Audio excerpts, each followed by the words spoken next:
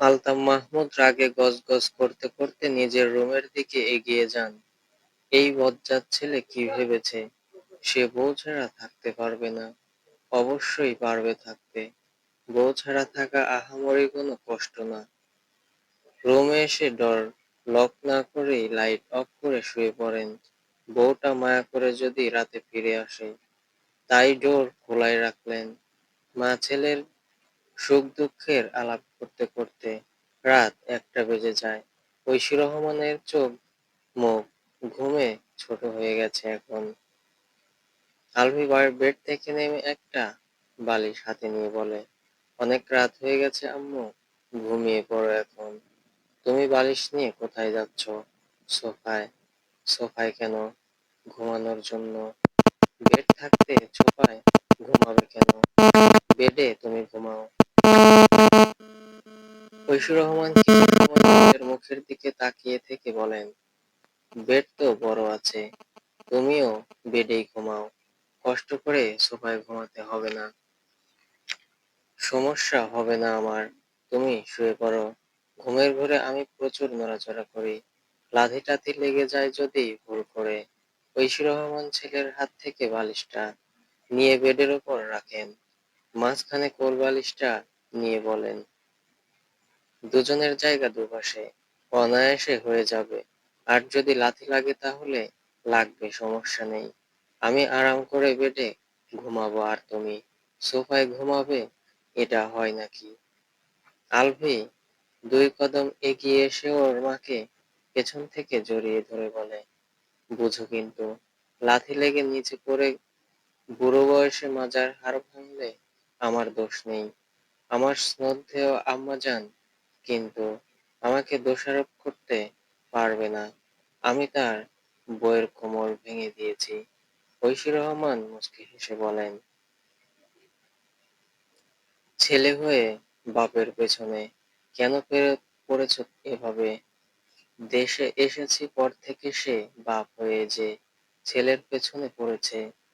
যেমন বাপ তার তেমন ছেলে, কারো থেকে কেউ কম না। বাকি কথা আগামী কাল হবে, এখন ঘুমাও। ফ্রেশ হয়ে এসে শুয়ে পড়েন ঐশী রহমান। রুমের লাইট অফ করে দিয়ে আলভি নিজেও শুয়ে পড়ে। মায়া কি করছে? ঘুমিয়ে পড়েছে নাকি জেগে আছে? মায়ার তো রাত জেগে থাকার অভ্যাস, নিশ্চয়ই জেগে আছে। আলভি মাথা উঁচু করে মায়ের দিকে তাকায়। ঐশী রহমান তার ডান কাত হয়ে শুয়ে আছেন। আলভি বাম কাত হয়ে ফোন হাতে নেয়। ফোন সাইলেন্ট মোড করে হোয়াটসঅ্যাপে প্রবেশ করে। মায়ার ফোন অনলাইন দেখাচ্ছে, মেসেজ পাঠায়, মায়া পড়ি ঘুমিয়ে পড়েছো? একটু পরেই রিপ্লাই আসে, না। কি করছো? শুয়ে শুয়ে ফেসবুক দেখছি। এখনো ঘুমাওনি কেন? ঘুম আসছে না। আমি আসবো। না। আসি। আসো। সত্যি। না। কেন? কেন আসবে? তোমাকে ঘুম পাড়ানোর জন্য দরকার নেই। এত পাষাণ কেন তুমি? কোথায়?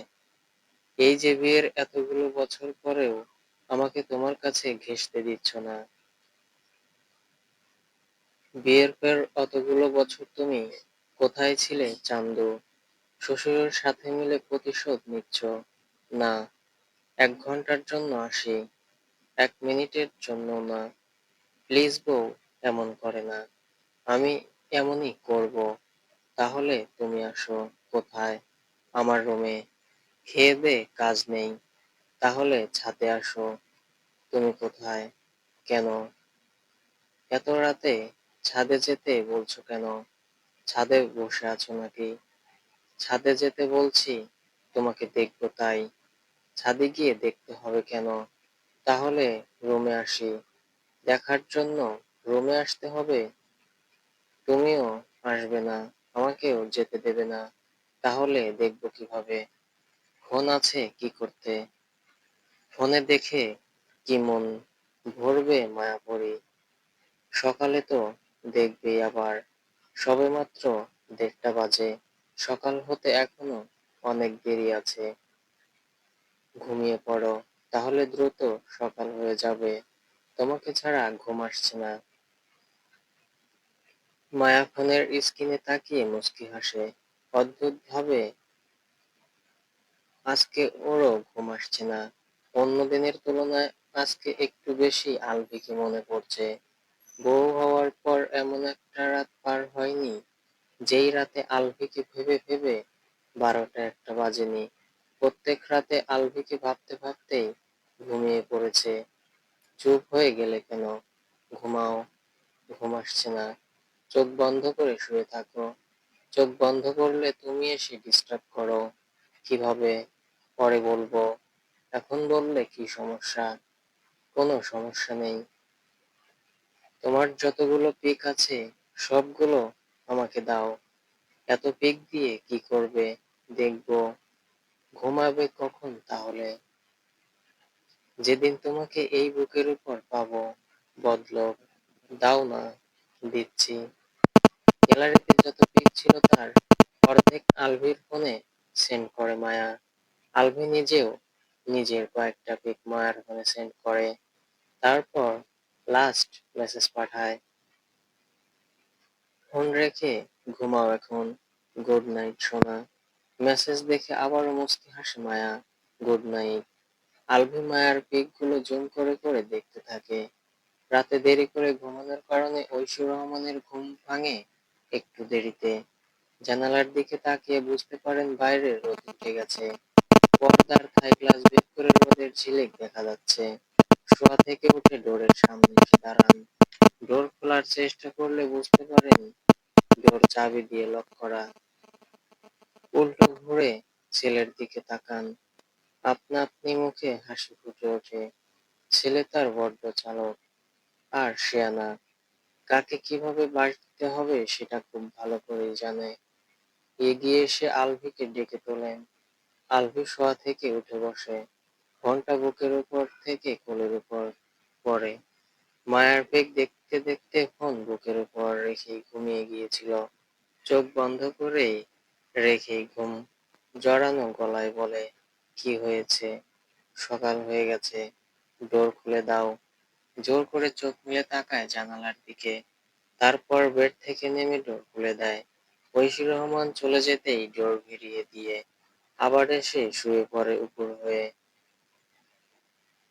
দেশে আসার পর থেকে যত অনিয়ম করছে, রাতে দেরি করে ঘুমায়, সকালবেলা ঘুম থেকে ওঠে, সকালে জগিং করে না, এক্সারসাইজ করে না,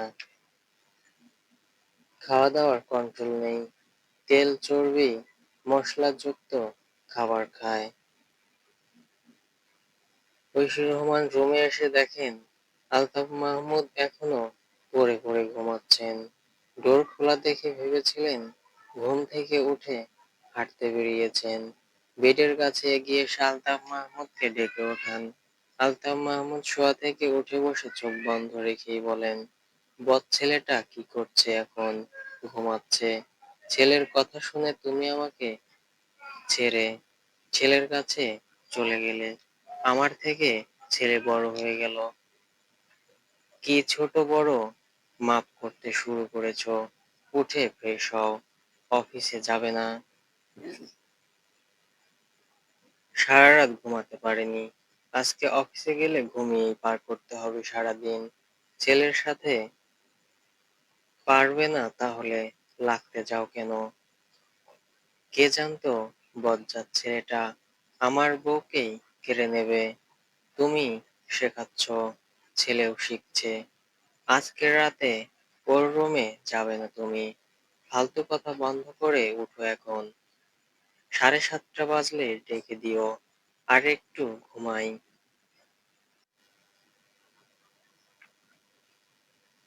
বলেই শুয়ে পড়েন আলতাফ মাহমুদ। আলভির ঘুম ভাঙে মায়ের ডাকে, তবে চোখ মেলে তাকায় না। আলভি ভাবছে স্বপ্ন দেখছে, তাই চুপ করে শুয়ে আছে। এতক্ষণ ধরে ডাকছি, কথা কানে যাচ্ছে না। ঘুমিয়ে আছো নাকি ঢং ধরে আছো? মায়ের কর্কশ গলার স্বর শুনে চোখ মেলে তাকায় আলভি।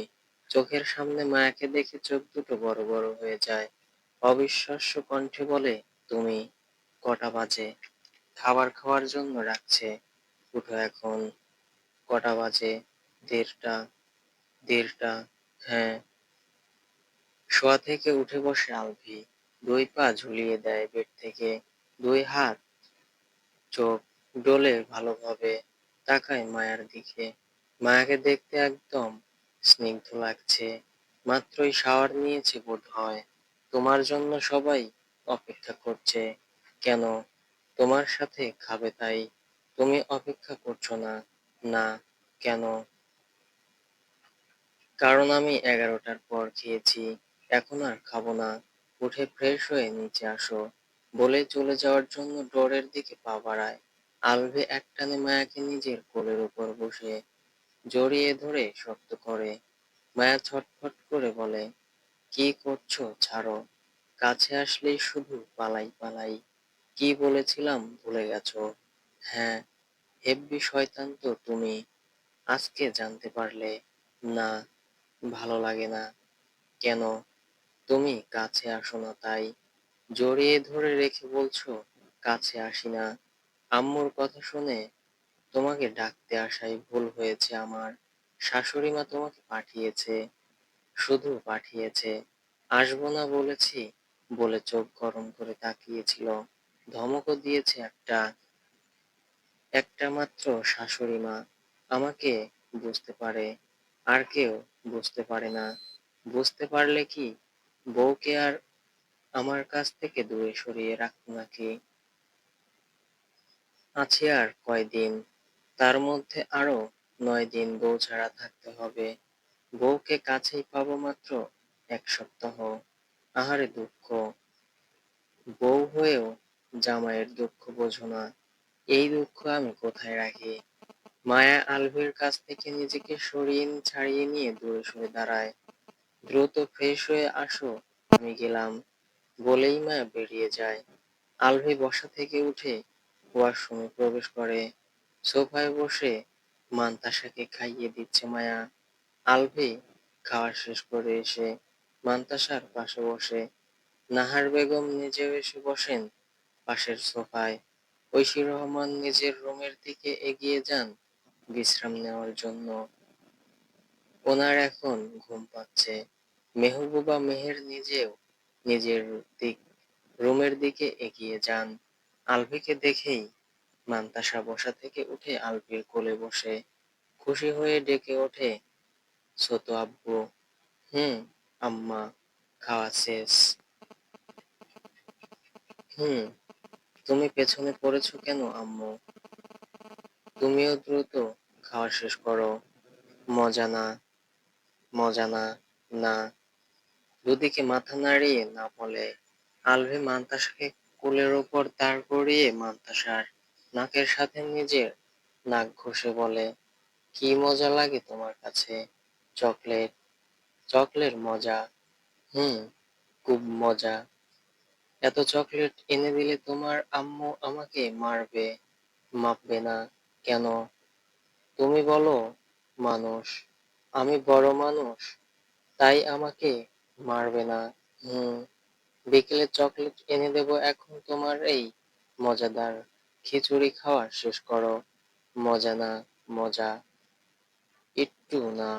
মান্তাসাকে বুকের মধ্যে চেপে ধরে হেসে ওঠে। এতক্ষণ দুজনের মধ্যে কথা শুনছিল মায়া। সোফার পাশে দাঁড়িয়ে সানজিদাও দুজনের কথা শুনছে। সানজিদা সোফায় বসতে বসতে বলে, মান্তাসা খাওয়া শেষ করো দ্রুত। তুমি খিচুড়ি খেতে চেয়েছো, খিচুড়ি রান্না করে দিয়েছি। এখন তো এত বাহানা কেন? খাবো না। পচা লাগে। মার খাবে তাহলে। ছোট আব্বু আম্মু বকা দেয়। হুম। আম্মুকে বকা দেবো। দাও। আলভি সানজিদার দিকে তাকায়। জোরপূর্বক চোখে মুখে কাঠিন্য ভাব ফুটিয়ে বলে, ভয় পান না আপনি? আমার আম্মাকে বকা দেন কেন? আর একবার বকা দিলে ভূতের ঘরে আটকে রাখবো। আলভির কথা শুনে মায়া আর সানজিদা ফিক করে হেসে ওঠে। মান্তাসা মা আর ফুপির দিকে তাকিয়ে আবার আলভির মুখের দিকে তাকায়। পোলা ভয় পায় না। মান্তাসার কথা শুনে দুজনেই হাসি আরো বেড়ে যায়। আলভির হাসি পেলেও কষ্ট করে হাসি চেপে রাখে। গলার স্বর চড়াও করে বলে, ধমক। ওর ধমক শুনে কেউ ভয় তো পাই না, উল্টো হাসতে হাসতে গড়াগড়ি খাওয়ার জোগাড়। আম্মু, এরা দুজন ভয় পায় না আমাদের। এদের হাসি দেখে তো এখন উল্টো আমারই ভয় করছে। দুজনের উপর ভূত প্রেত ভর করেছে কিনা কে জানে। চলো আমরা এখান থেকে পালাই, না হলে দেখা যাবে দুজন আমাদের ঘাড় মটকে দিয়েছে। বলে মান্তাসাকে কোলে নিয়ে দৌড়ে নিজের রুমের দিকে এগিয়ে যায়। মায়া আর সানজিদা হাসতে হাসতে সোফার উপরেই শুয়ে পড়েছে। নাহার বেগম নিজেও হাসতে হাসতে কুটি কুটি। মায়া আক্তার এসে দুজনের সামনে দাঁড়ায়, কপাল ভ্রু কুঁচকে। কি হয়েছে, এভাবে হাসছো কেন দুজন? ভূত টুত ধরলো নাকি? ও দাদি, কবিরাজ ডাকো। মায়া আক্তার দাদির দিকে তাকিয়ে দেখে দাদিও হাসতে হাসতে শেষ।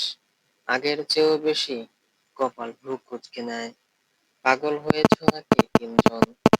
এভাবে হাসছো কেন পাগলের মতন? দাদি হাসি বন্ধ করে বলেন, আরেকটু আগে তুই এখানে আসতি, তাহলে আসতে আসতে এতক্ষণে তুই তারপর পাড়ি জমাইতি। তোর যা হাসি, চিৎকার করলেও বন্ধ হতে চায় না, দম বন্ধ হয়ে যায়, কিন্তু তোর হাসি বন্ধ হয় না। কি হয়েছে বলতো? পরে শুনবি, এখন চল আমার সাথে। দাদির পেছন পেছন দাদির রুমের দিকে এগিয়ে যায় মায়া আক্তার। মায়া হাসি বন্ধ করে উঠে বসে। হাতের খিচুড়ি ছোফায় লেগে গেছে। খিচুড়ির বাটিটা হাতে নিয়ে রান্নাঘরে প্রবেশ করে। হাত আর বাটি ধুয়ে ছোট একটা কাপড় ভিজিয়ে নিয়ে এসে সোফার লেগে থাকা খিচুড়ি পরিষ্কার করে। সন্ধ্যার পর বাড়ির সবাই উপস্থিত হয় ড্রয়িং রুমে। বিয়ে নিয়েই প্ল্যান হচ্ছে, আত্মীয় স্বজনদের ইনভাইট করতে হবে। বিয়ের আয়োজন কমিউনিটি সেন্টারে করতে চাইলেও এখন আবার বাড়িতেই করতে চাইছে সবাই। বিয়ের কেনাকাটা করতে হবে। জুয়েলারি আগেই গড়িয়ে রেখেছেন ঐশী রহমানের মেহবুবা মেহের। তাই জুয়েলারির কোনো ঝামেলায় এখন যেতে হবে না। সানজিদা মায়ের দিকে তাকিয়ে বলে, মায়া, বিয়ের দিন শাড়ি পরবে নাকি লেহেঙ্গা পরবে? আলভি বলে, বিয়ের দিন শাড়ি পরবে, আর রিসেপশন পার্টিতে লেহেঙ্গা। আলভির কথা শুনে সবাই ওর দিকে তাকায়। আলভি ফোনের স্ক্রিনে তাকিয়ে আছে। ঐশী রহমান মায়ার দিকে তাকিয়ে বলে, কি রঙের লেহেঙ্গা আর শাড়ি পরবে? মায়া আলভির দিকে তাকায়। আলভি নিজেও মায়ার দিকে তাকায়। আর বাকি সবাই তাকিয়ে আছে ওদের দুজনের দিকে। আলভি পুনরায় ফোনের স্ক্রিনে তাকিয়ে বলে, যেই কালারে মায়াকে বেশি মানাবে সেই কালারই কেনা হবে। এখানে লাল নীল কালো সাদা কোনো ব্যাপার না। পরবর্তী পর্ব 2-3 দিন পরে পাবেন। চ্যানেলটি সাবস্ক্রাইব করে পাশে থাকবেন। এতক্ষণ সাথে থাকার জন্য ধন্যবাদ সবাইকে।